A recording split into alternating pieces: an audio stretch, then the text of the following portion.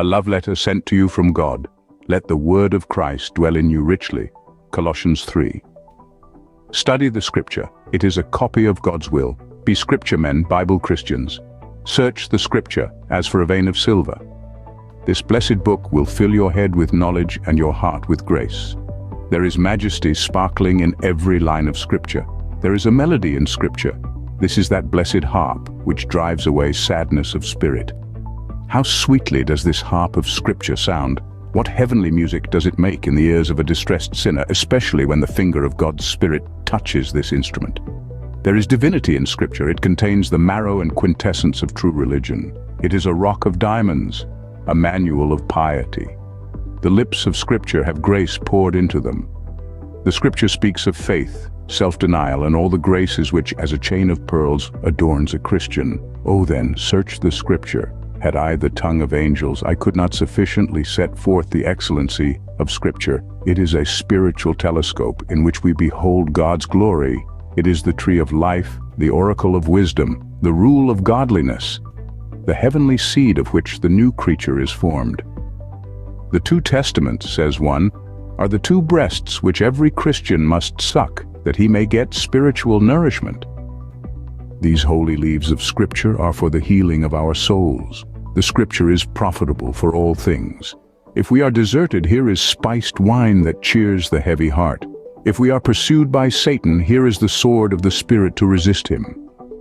If we are diseased with sin's leprosy, here are the waters of the sanctuary, both to cleanse and cure. Oh, then search the Scriptures. In the midst of this divine journey, let's take a moment to reflect on how we can help each other grow in Christ. Just as the Scripture is a beacon of light that guides us, our YouTube channel, Christ is All, aims to serve as a platform for us to learn, explore, and share the Word of God. If you find solace in these teachings and wish to delve deeper into the richness of Scripture, consider subscribing to our channel. By doing so, you'll be notified of our latest content, helping you stay connected with this divine discourse. Remember, the Scripture is the compass that guides us to the path of righteousness. And by subscribing, you're choosing to embark on this journey with us. So, if you haven't already, click on that subscribe button and join our community in the pursuit of divine wisdom. Read the Bible with reverence. Think in every line you read that God is speaking to you. The ark wherein the word was put was overlaid with pure gold and was carried on bars that the Levites might not touch it. Exodus 25:14. Why was this but to give reverence to the word? Read with seriousness. It is matter of life and death. By this word you must be tried and judged. Read the word with affection. Get your hearts quickened with the word. Labor that the word may not only be a lamp to direct, but a fire to warm. Read the Scripture not only as a history, but as a love letter sent to you from God, which may affect your hearts.